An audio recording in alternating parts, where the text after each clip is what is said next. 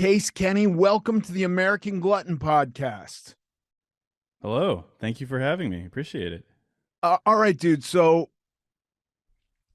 where do I start with you? I just want to say, I want to say to you that I think your message is so powerful and what you're doing is so powerful because for 15 years, I struggled very hard doing the correct actions or actions that could be conceived as correct with a really screwed up mindset that really got in the way. And so I kept failing over and over again, really mostly because of how I thought about what I was doing. The I was getting in my own way. So I think the message you're spreading is certainly an undercut to, like, you can lay out a path for somebody to do something, but if they're thinking about it incorrectly, it's very difficult to do it.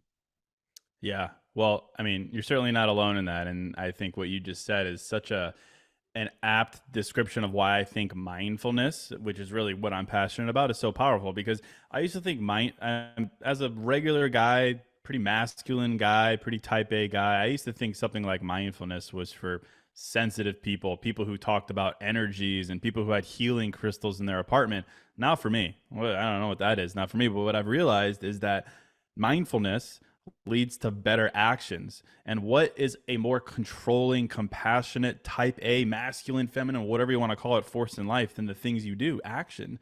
So I just really took a step back and I've realized that like mindfulness is so powerful because it leads to better actions. And actions are how you decide that you're in control of your life. Mindfulness isn't necessarily a passive thing that you just sit down and you share your feelings and you call it a day. It's like mindfulness builds you up. It makes you energized and excited to make compassionate decisions that are true to you, that are honest, that are judgment free. So really, I've just come to realize how powerful mindfulness is as an impact force in your life, not just feelings sharing time, but to do big things for yourself and to do honest things. And it's all about action. So I'm really hot on that lately. I was just for the last hour talking to someone about how mindfulness and action, they go hand in hand. And that is why it's such an incentivizing thing to practice mindfulness in any form, whether it's journaling or therapy, whatever it is, but to do better actions. So I Yeah. appreciate you saying that. I'm hot on that lately. Listen, even as you say that, like the word mindfulness, I don't love that word, but I Right? but Yeah. it's also Yeah. like, but I'm also a person who like hears somebody complain about the word calorie or the word diet, and I'm like, it's just a word. Do you know what the Yeah. word means? Yeah. And so I had that problem because there was a there was a movement which maybe I didn't totally understand, which was diet through mindfulness, and I thought like, well, you're just wanting to think your way through, and I really did. My conception of it was that there's no action; it's just this Yeah. kind of thought. You're thinking away your problems, and I agree with you. That's not what it is. That hasn't been Yeah. what it's been for me. But when I start thinking more kind thoughts about myself, then my action becomes easier. I'm not getting in my own way. And that to me is mindfulness. And that to me was a big breakthrough. Yeah. It's so well said too, because I mean, yeah, mindfulness, which to define it, we use the word to define the word, which you shouldn't, but it's the act of being mindful. There's not much of a selling point, right? It's like, okay, I guess I'll be mindful, like call it a day. But yeah, it's like exactly what you said. You can't mindful your way into a better life. It is the foundation of it, but ultimately it's the things that you do. And I think, you know, a lot of who I talk to and who read my books and support me are women, which is fantastic. But I'm eager to talk to a lot more men lately because I think about my own behavior, and I was always kind of averse to that because it was always like, no, me, man, me, do. And, we do these things, and mindfulness, journaling, therapy, it seemed like this circular thing where it's like, okay, share my feelings, share my feelings, share my feelings. And I didn't really see the benefit of it. But, and again, we're beating this up here, but it incentivizes actions. And like in life, you have to find a way to have sustained motivation to do things either differently or for the 100th time or out of habit or in a completely different way. And it does come back to mindfulness. It does come back to the art of being mindful, which is the art of being honest, which is the art of being judgment free, that leads to those actions. So And I think sometimes it requires you to really break down words like calorie or like mindfulness, and then you find the essence of it, and then you can go out and practice it in a practical way in the real world, right? Not in the land of butterflies and fairy tales, but in actual, doing things life. So yeah, I think breaking things down like that can be really helpful. Yeah, and there's a version of me where in the middle of a big workout or in the middle of a set of legs where I'm like, I'm thinking that's it, I'm gonna give up, but I know I've got a few more in the tank. I can draw from the uber masculine guys and tell myself to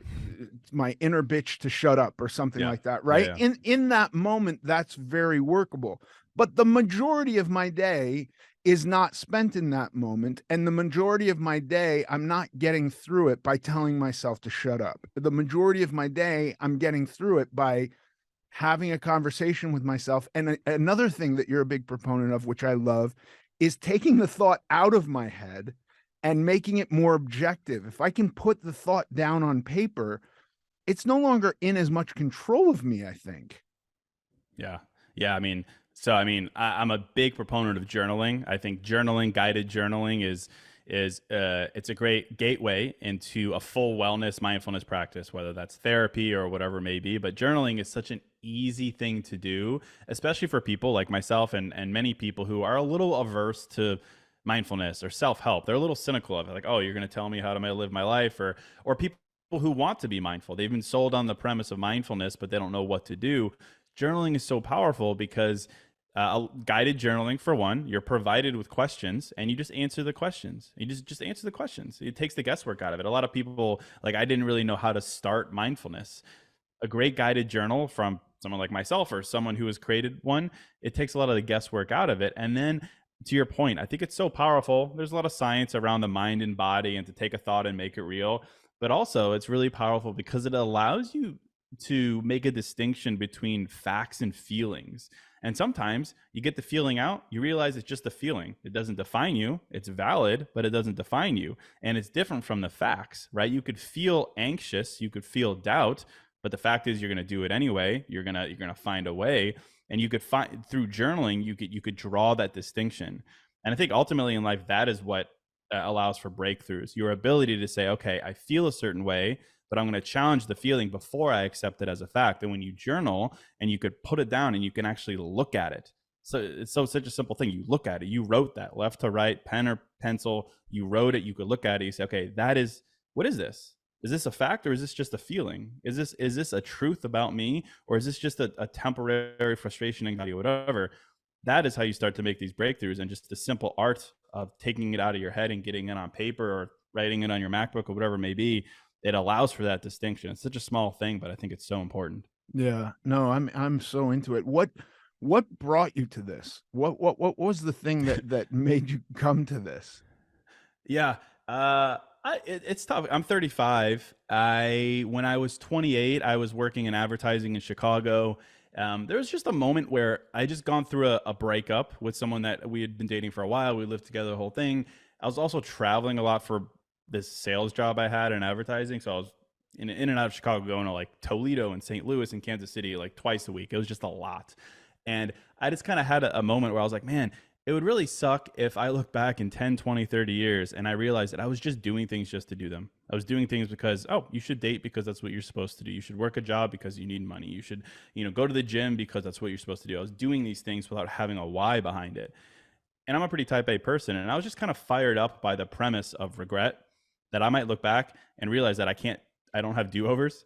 And that fired me up. And I was like, I need to have better answers to why. Why do I have a goal? Why do I feel a certain way? So on and so forth. So I started the podcast in 2018 as the way to address that for myself. So it came from a very self-serving thing. I wanted to help myself answer these questions.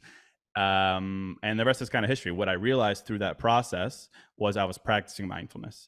And mindfulness is 100% a muscle. The better you get, the more questions you ask yourself, the better you are at finding honest answers, and the better you get at just having a mentality of honesty. And the rest is history. Honestly, I never had any inclination to get into self-development or being anything. And in fact, I don't call myself an expert. I'm grateful when people do, but I refer to myself as just a guy who shares his feelings for a living because that's what I do. And it's a privilege, of course, to be able to do that for a living. But it came from a place of just wanting to answer these questions for myself. And then, in anything in life, I've done it 500 times on the podcast. I've written thousands of pages of text as well. You just get better at it. And, people start to relate and, you could build influence and all that. But it came from a place of wanting to answer these questions for myself. And then I quickly realized that everyone has these types of questions, and it became a very relatable thing. Yeah, I think these types of questions are really but I also think that a lot of people have these questions without even realizing that they're questions. Yeah. They're kind of like just looked at as life, life presents these situations which I'm going to take as a part of life or truth or reality or Mm. whatever it is. And really, like what you're saying, the distinction between fact and emotions or feelings, that can be a heavy duty distinction to make. So, Yeah. um, do you have any advice for people who, because there have been some instances where truly the way I perceived reality has been rocked by thinking about it in those terms. Yeah. Yeah, I mean, I have a lot of thoughts. I think, you know, for me, I think like the idea of like being happy in your life, being content with yourself, being at peace with yourself, like in order to find that, and not just find it, but define it for yourself, because I think it's different for everyone, you have to be a bit contrarian. You have to be a bit left when everyone else is right. You have to be. I wrote a book in January called That's Bold of You, which is kind of built on the idea of mimetic theory, which is basically this whole thing that says like very little in life did we develop on our own to want, like where we're emulating, where we're mimicking a lot, like it's society saying, oh, you should want this thing because that person has it, they look happy, so on and so forth. And we develop these desires, we develop timelines, we develop expectations, we develop judgment of ourselves based on mimetic theory and desire. um, and that was really an eye-opening moment for me, whether it's completely true or not, or whether we're just looking back and connecting the dots. It was really an aha moment for me to be like, man, I need to not be obsessive compulsive with the things that I want and the way I feel in life, but it would really behoove me to say, okay, I have these desires, I have these expectations, I have these timelines in mind. Where did they come from? Are they mine? Am I say, oh, I'll be happy when I make $100,000 a year, or I'll finally be happy when I have a partner because that means I'm lovable. Where are these feelings coming from? Where am I? Are they mine or am I borrowing them? And I just found there to be so much freedom and energy in knowing that I control all of that. And mindfulness is the way to say, okay, let me examine these things and figure out where they're coming from. Maybe they are true to me. Great, fantastic. I've done my due diligence. I won't regret this. Or maybe I've been rushing, maybe I've been borrowing, maybe I've been copying and pasting, and it's not necessarily myself, and I don't have to continue down that path anymore. And that is where the idea of mindfulness and action come into play, because then you get to decide to stop or to start over. And I think that the biggest thing that has given me so much peace is the idea of starting over. And not necessarily like moving cities or quitting your job, but like starting a new routine, deciding a new habit or a new boundary or something you're not going to go back and do. I used to think, and I think a lot of people fall into the trap of thinking the idea of starting over means that you messed up so bad that you're going back to zero and you're starting over from scratch. Mindfulness will prove to you that, for one, you're never starting from scratch. You're building all these things with you. But most of all, starting over doesn't mean you're getting further away from what you want. It means you're getting closer to it. So the more we can start over in life in small ways, right? If you're always starting new jobs and things like that, we have a different conversation. But the ability to start over, the ability to say, okay, I wanted this, but now I don't. I didn't want this, but now I do. That is showing you that you have power and you're moving closer to finding the right equation of goodness, peace, energy, people, purpose, all these things together. We just have to be less averse to starting over. And I think mindfulness will help deliver that to us amidst all the noise in life. But our ability to hone in on that and be honest with ourselves and allow ourselves to start over, I think is the greatest gift we can give ourselves. Yeah, no, I totally agree. For many years, the thing I wanted most was just the sense of being a normal person. And I say that now, and it makes me feel not great because I don't think anybody really feels like a normal person. I think it's kind of a mean thing to cast upon others. But I perceived most other people as being normal and me being abnormal. And I believed very much that diet would deliver this Yeah. normalcy to me, and it just never did. Yeah. It never did, and it wasn't until I got, like, okay with being who I am and whatever that means and all the stuff that comes with that, that I started to feel like however I was wasn't terrible. And Yeah. that was largely due to, like, accidentally doing some of the stuff you're talking about, you know? Yeah. Yeah. I mean, you can't like think yourself into that. You needed that experience and you needed that perspective. But I mean, I think it really drives home that like the idea of, it sounds like a lot of your former discontent came from comparing yourself. Yeah. You're here, everyone else is there. You're this way, everyone else is that way. And man, I think about the topic of comparison, and it's tough. I saw data that said like 10% of our daily thoughts are devoted to comparison of some kind, and something like we have like, I don't know, 10,000 thoughts a day. So that means 1,000 times a day we're comparing ourselves to other people, to other timelines, to media, to social media. It's like, man, that's exhausting. It's exhausting, and it's no wonder that so many people create discontent for themselves because of comparison. And it's not realistic for me to sit here and be like, well, stop comparing yourself. Not a realistic piece of advice at all. Right. I'm horrible at comparing myself, and I'm the guy who does this for a living. But the, what you said about, finally coming home to yourself in a way, on a timeline that maybe you wished it was shortened, you know, it obviously at some point you decided to stop comparing yourself in the way that you used to, which is likely from a place of lack or a place of catching up, or whatever it may be. That I think really, the strongest thing we could do is like, yeah, compare, whatever, compare, but be inspired and don't compare from a place of lack. And that's probably one of the most difficult things to do, is to be able to look at other people and say, oh, that's cool, they have this, that's interesting, instead of I don't have this, therefore I'm falling behind. They look happy, I'm not happy, something's wrong with me, I need to emulate, I need to catch up. It's a very difficult thing, but obviously the first step is realizing that you're doing it. And I think in the day and age of social media, which I love social media, I think it's great, but we need to have a strong element of discipline and control, not just with minutes on a phone, but where our head is. Is it lack or is it inspiration? Big difference. And I think it's great to be inspired, but it can't come from that place of lack. And I think a therapist would have a field day with a conversation like this, but I think that the topic of comparison is a big one. Yeah, do you think that I find that today, a lot of the dialogue, especially which leads back to this kind of subject of comparison, you can get into the perception that you're at literal risk.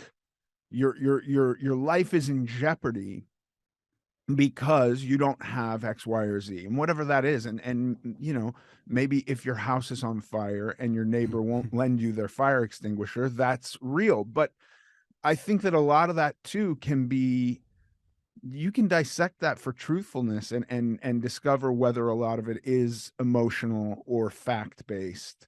And I think that can be very scary. That's like one of those things where you're shattering the story of life for some people. Is that something you fear or you find people have difficulty with? I think it's one of the most difficult things in the world is to, I mean, we're wired for stubbornness. We're wired for familiarity. If you've been believing something for a long time and you've been reinforcing it with what you consume and the way you look at the world, it's very difficult. It's almost addicting. I mean, it's almost like a drug. Like familiarity is a heck of a drug. So I think it's very difficult to say, to allow yourself to reinvent yourself, to allow yourself to admit that maybe you were wrong. You're not even wrong. It's just you're changing your mind. I think it's probably one of the most difficult things to do, particularly when you assign meaning to it. Right? You were wrong, therefore you messed up, therefore you're falling behind, and we just cycle through these conclusions, which I don't think are fair to ourselves. And then you just continue to reinforce it. So yeah, I mean, I think it's a very difficult thing, but it's the most rewarding thing. Like I don't think we realize that, we have to inject some kind of change, and change is always going to be uncomfortable. It's always going to be that way. It's like we have to find a way to incentivize ourselves to embrace that, because we know what's on the other side of that is going to be more fulfilling than staying in place and running in circles. But again, it's very tough. I mean, I think a lot of people, I talk a lot about relationships. A lot of people would rather be incredibly lonely in a relationship than to literally be alone. Right. It's like we have these degrees of things that we're willing to tolerate, and there's ones that we feel more ostracized towards, so we're not willing to do that. Starting over, being alone, so on and so forth. So, yeah, I think to answer your question, it's very difficult, but we have to find a way to incentivize ourselves. That's why it's like mindfulness is the incentive to act, and acting is great, but you need the mindfulness and you need the action with it. So it goes hand in hand. But at a certain point, you've got to get real with yourself, and you've got to, you've got to ask yourself. I'm very inspired by the idea of regret, which I don't think it's good in life to ever act out of fear, but I think it's good to act out of minimizing regret, because you can't change regret. Oh man, regret is such an unsettling feeling for me because I can't go back and change regret. So it's like, what don't you want to regret in life? That's a journaling exercise that I encourage people to do. It's like, if you were to sit down and kind of create categories for yourself and your career and your relationships and whatever, maybe what don't you want to regret? Write it out. See if you can put some words to it. That could open up your eyes. And you Yeah. do it in an honest way, it could scare you. And then that can lead to action. I mean, I have two thoughts. The very base immediate thought that comes to mind is like, I want to talk to my wife about this because I feel like there's a lesson in here for her. There are certain instances where she can't make up her mind, and she is trying to mitigate regret. Mm. Should we Yeah. go do this? Yes, let's go do this. Wait a sec, I want to do like, Yeah. and I will jokingly call her capricious, which I think is just a mean thing to say. But because I am like from the dude school where I'm almost like acting with no thought most of the time, right? Yeah. And I think Yeah. that's also wrong, because then I do Yeah. have regrets. And I was like, if I had thought about that more deeply, I might have made a different decision to mitigate regret. So I Yeah. think there's got to be a balance there. But for someone who's beginning and thinking about this, I imagine if the first step is like, let's become contrarian about our entire worldview, that's a bit of an undertaking, right? And I think Yeah. even being a contrarian nowadays can be dangerous, or perceived as dangerous, right? You say one thing that questions some ideology and you're labeled X, and you're now in the out group. Yeah. That's scary. And I'm not saying that's necessarily wrong. That might be necessary. But what's the first step for someone that's safe to take, that doesn't totally Yeah. challenge the foundation of their entire life? Yeah. I think that's a good point, because I mean, everything we're describing, right? It's in the moderation in some sense, and it's in the balance, right? It's in the balance between facts and feelings. We're not going to dismiss all of our feelings and say that's a feeling, this is a fact, forget about it. No, of course not. Not healthy at all.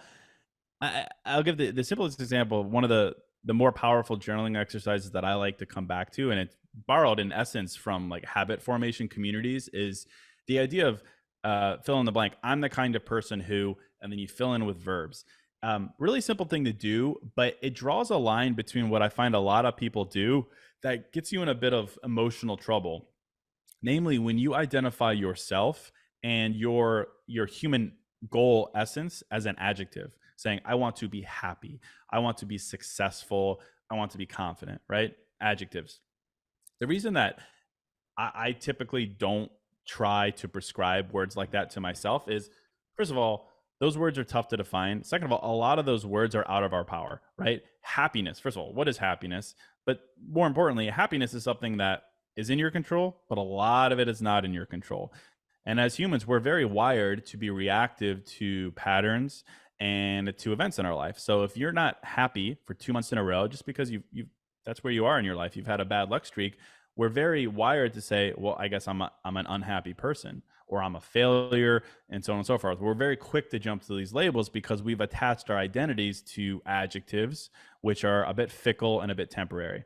So I have a weird thing with words here. So instead of adjectives, I like to come back to verbs. And the idea of a journal exercise, like I'm the kind of person who, and then you fill in the verbs. So instead of saying, I want to be successful, you say, I'm the kind of person who, and then you list out all the verb statements that you can control that would make you successful, right? So if you're in a sales job and you're a young new hire, I'm the kind of person who offers to go first in the office, never doesn't respond to an email, is always willing to make an extra call, right? You be specific about what those things are. Happiness, maybe it's gratitude, maybe it's daily walks, maybe it's, talking to family once a week, whatever it is. Do those things. And not only now do you have a blueprint for things you can do, but you've sat down and defined the verbs that will in theory make you happy, and you can control those things. So like you're creating, for one, a habit formation framework for yourself, and more importantly, you've decided what the verbs are that will make you that adjective, which in the past has just been this idea. Oh, happiness, I'll run into it, I'll know what it's like later. It's like, no, let's create it for ourselves with the things that we can control. So again, common theme here is we're finding mindfulness and action, and it's like chicken and egg and chicken, which one's coming first? Well, we can create that for ourselves. So I find a lot of power in a journaling exercise like that. I'm the kind of person who, and just write as many verb phrases as you can, and then live those for a while and see what happens. Add some more, remove some, simplify some, try different ones. I think that'll add a lot of clarity to your life. And are these also ambitious? Like, do you have to pick things that you are already absolutely doing, or do you have stuff that you want to be doing? Yeah, both. Yeah, absolutely. I think it should be ambitious. I think it should be who you aspire to be, certainly. Um, but again, the balance is in between. Like we can't attach happiness to who we want to be. We have to be able to find happiness in who we are. And I think finding clarity in who we are while working on the things that we need to work, while letting go of who we're not, while building up better habits. But I think if we're placing finish lines solely on who we want to be, we're going to be chasing that for a long time. It's good, but we have to find a way to be content in some form in who we are, while being ambitious, while being driven for better. But I struggle with a lot of, self-help is about more, it's about better, right? Which I think is good, right, in a sense.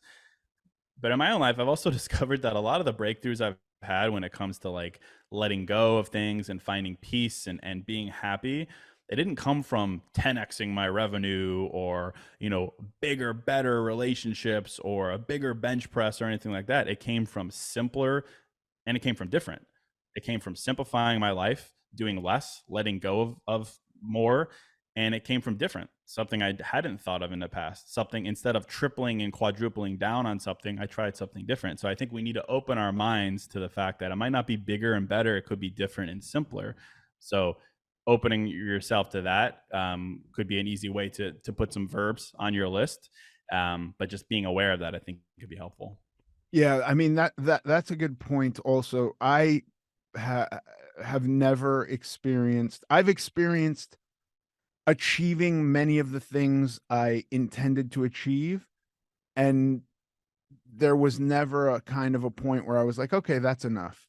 That has never occurred, and so I think there is something nice about being satisfied and grateful for achieving the things I say that, and I don't wanna shut people down to making new goals and having new aspirational directions that they're going off in, um, but the wealthiest people I know also don't feel that they have enough money, or they're working Yeah. very, very hard to make more money, billionaires who are Yeah.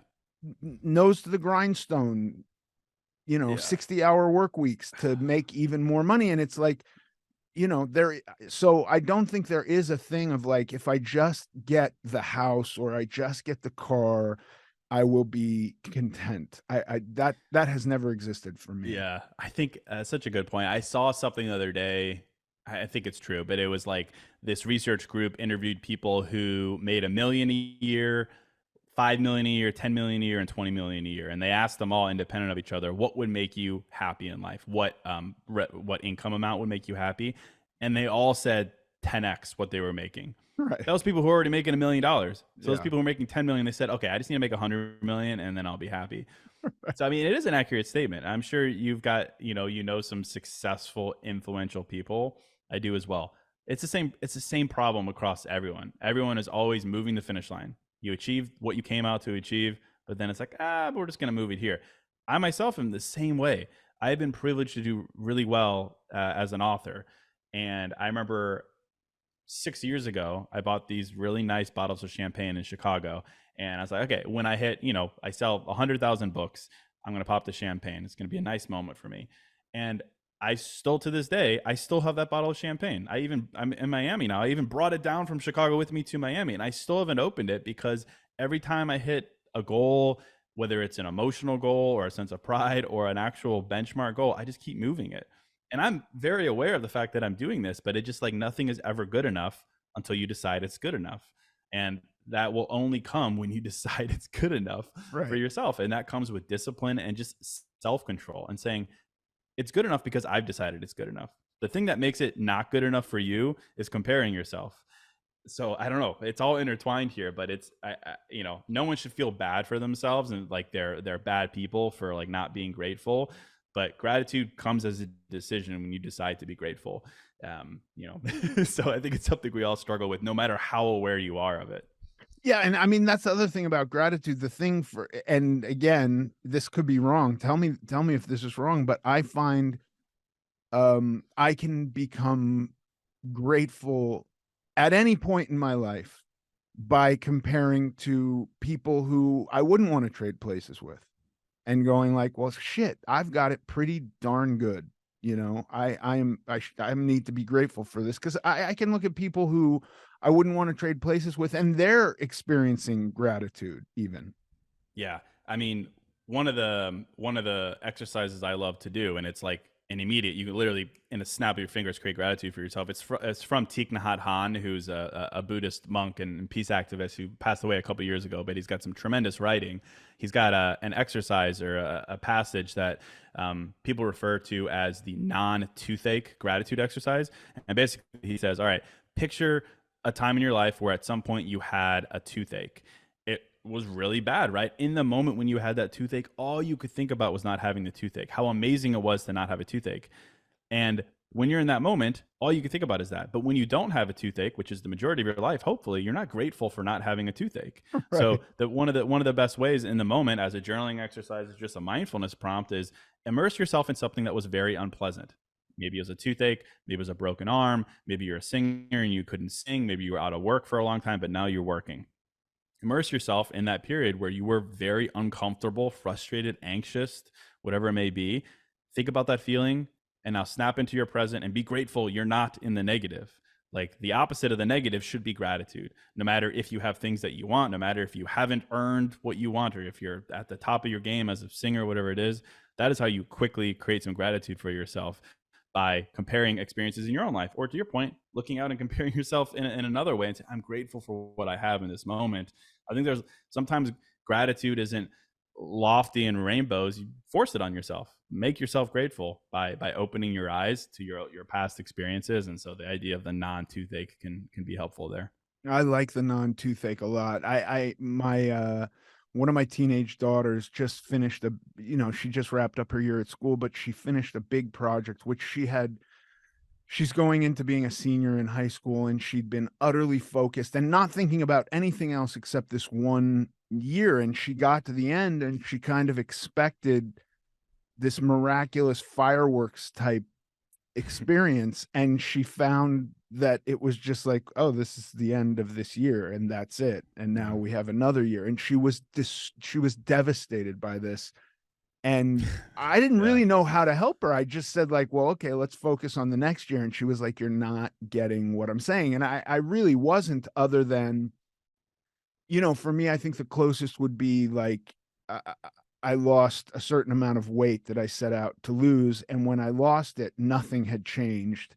I was wearing different size clothes, but I didn't feel any different, and I was Yeah. expecting to become this different person, and that didn't happen, and so I could relate to her in that way. But I think something like what you're talking about, and not even that she has to compare herself to a time she had a toothache. That would be a different set of circumstances, but to write down some of this stuff and journal in a directed manner might be helpful in those Yeah. circumstances.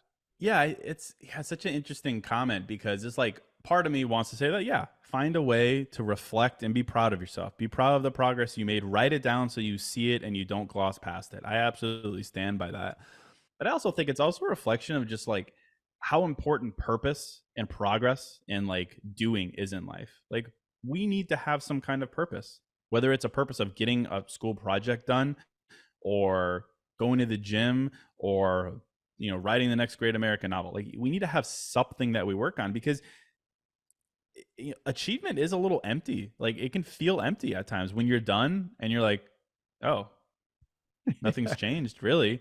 It's like we need to have we need to have something. I'm not saying like we need to be building a startup or we always need to be auditioning for the next role or like obsessive with just doing and doing and doing, but like something that drives us, something that we're proud of. That's why I'm so adamant about like not defining myself by trying to be happy or successful. I just want to be proud of myself because I think those things will come from being proud of yourself, because when you're proud of yourself, you do what you say you're going to do. You're being honest about what you want and what you don't want, all these different things. And I think it's so important to be driven by something that's at the deepest level possible rather than just XYZ achievement, because yeah, it's gonna be a little empty.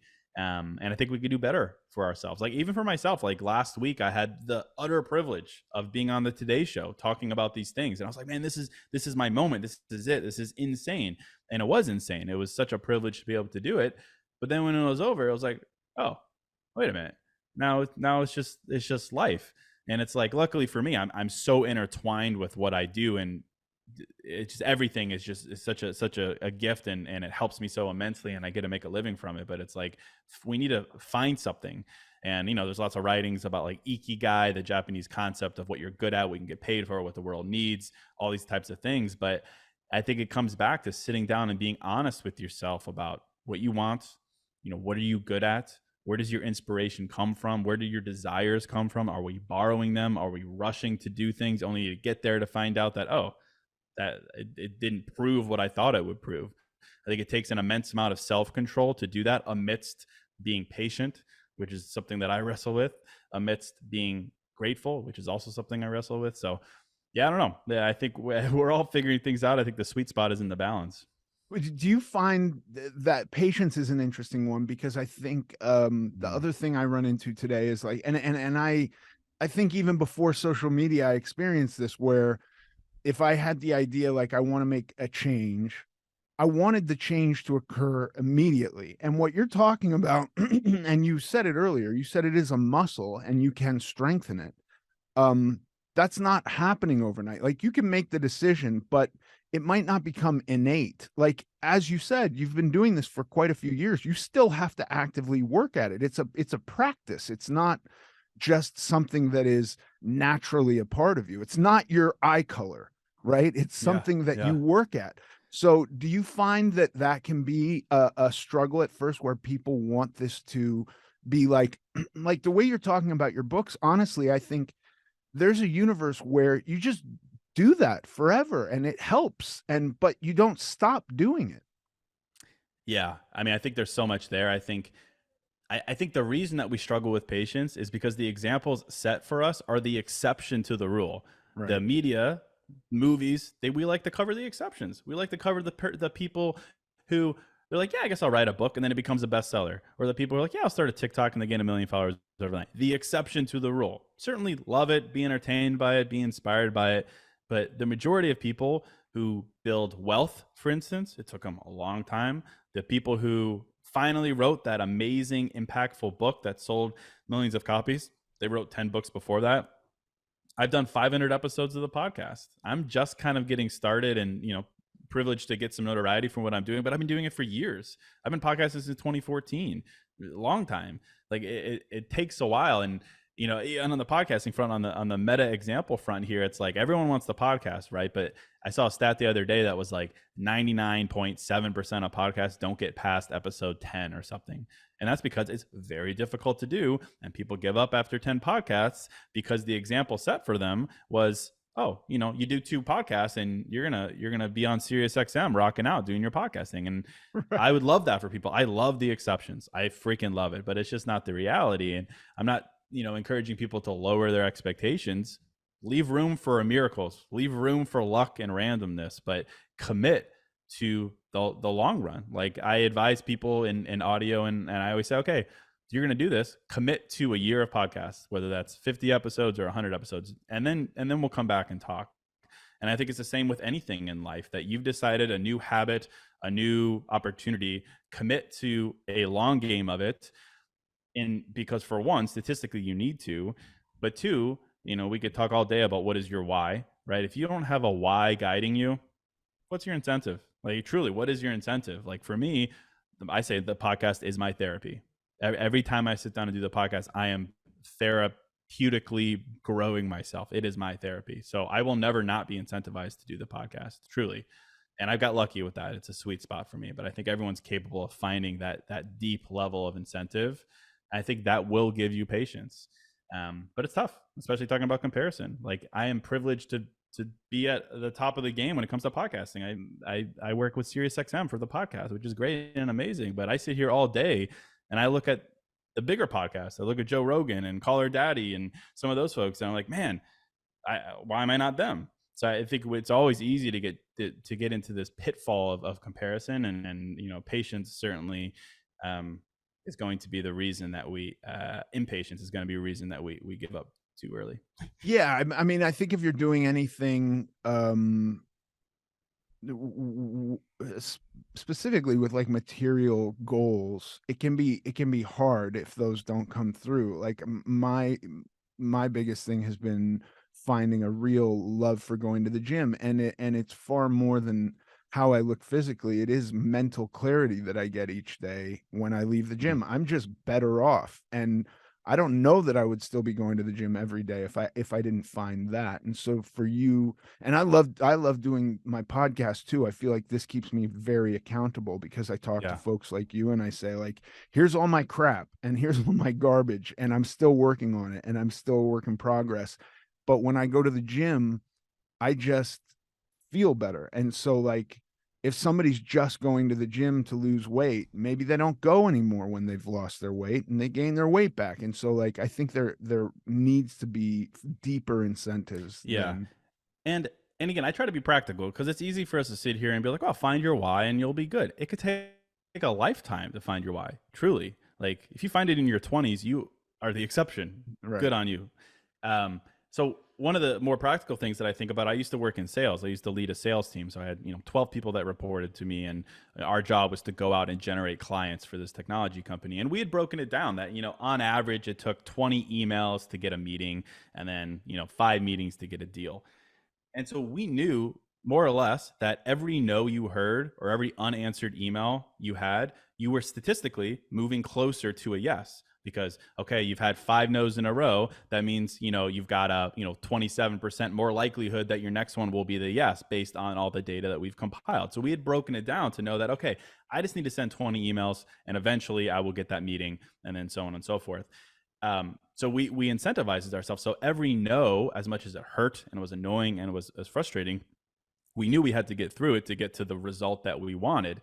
And I've talked about that before in the realm of like dating, for instance.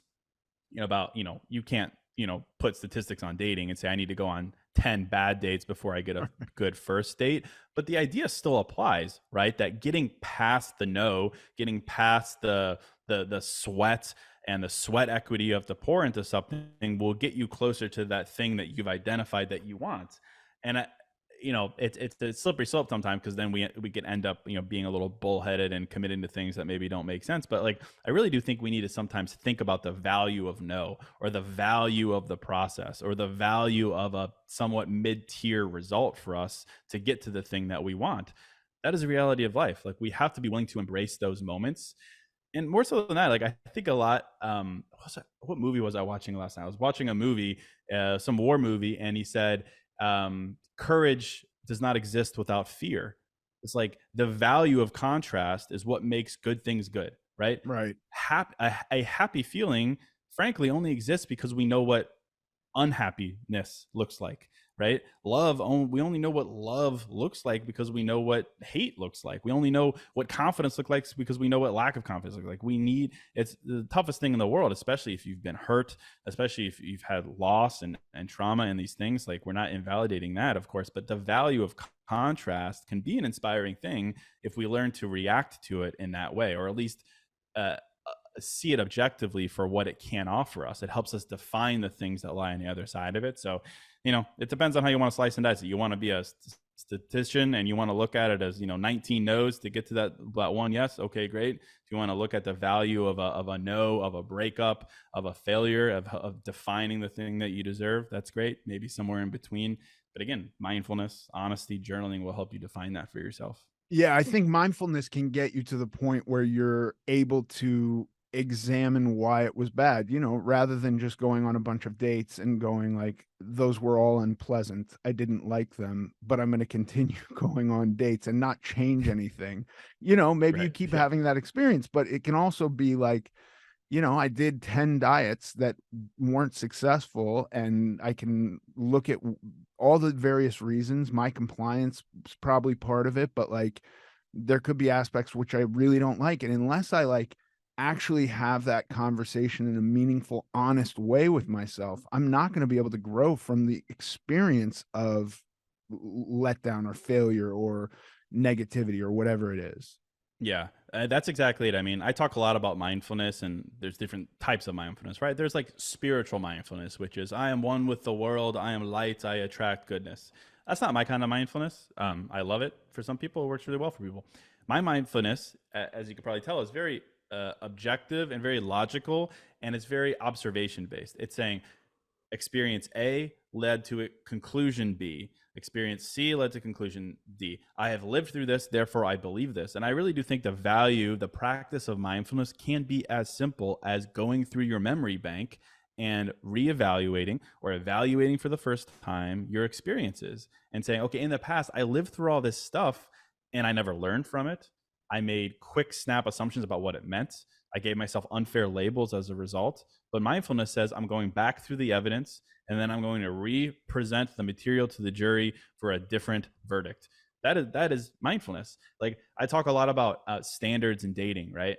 It's very easy sometimes for young people to say, "Oh, this is my standard and this is my standard." And then when I ask them like where it came from, they're like, "Oh, well, that's just what you do." And I think that's fine and that's great. But you talk to people who are a little more seasoned in life, the great thing is they say, okay, I have this standard. And I say, well, where did that come from? They say, well, I lived through the opposite of that standard. I have this experience. I say, great.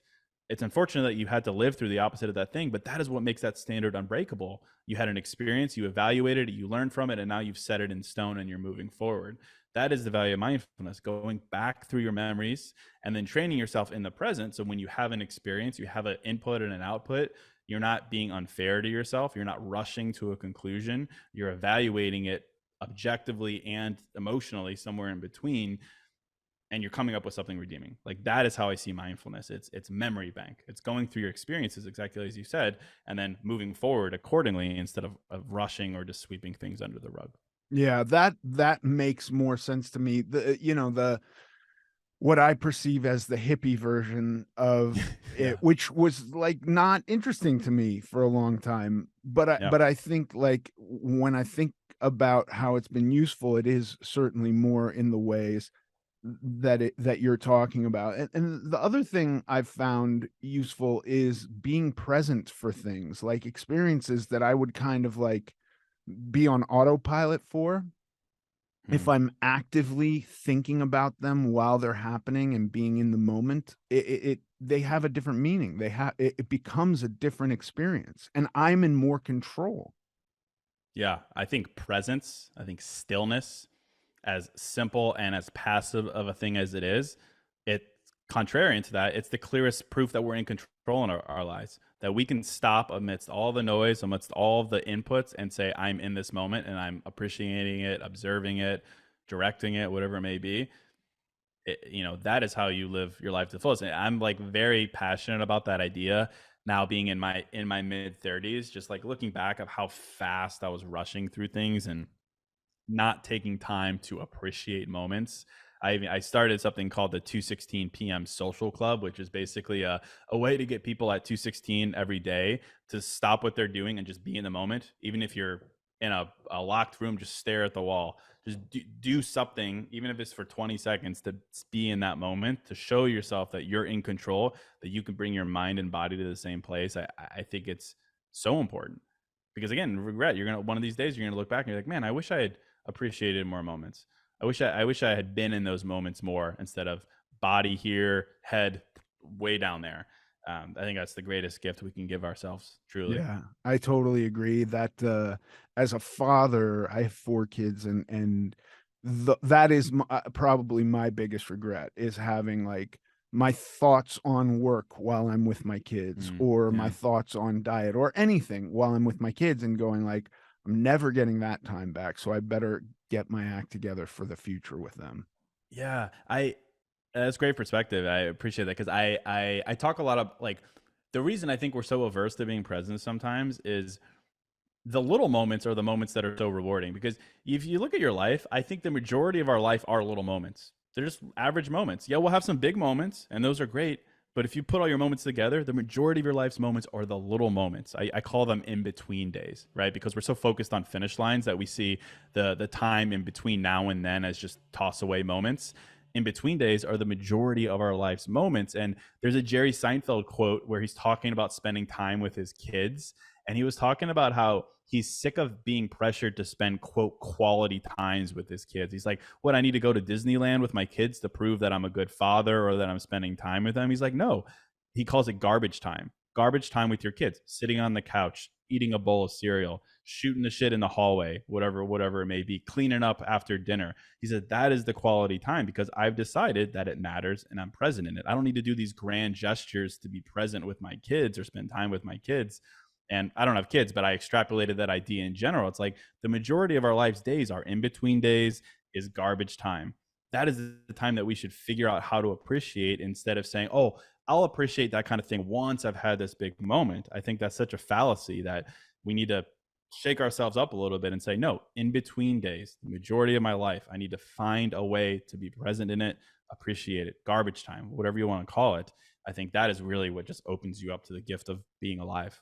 It's a I pretty great love thing. that, man. Yeah, I'm gonna be grateful for the garbage time. I Garbage really time. love that. Yeah, Yeah. garbage time it is. Case, this has been an amazing conversation. I really appreciate you. I appreciate what you're doing. Thank you so much. Thank you. Thank you for having me on, and thank you for spreading the message as well. I'm a fan of you. I'm a fan of what you stand for as well. So likewise. Awesome.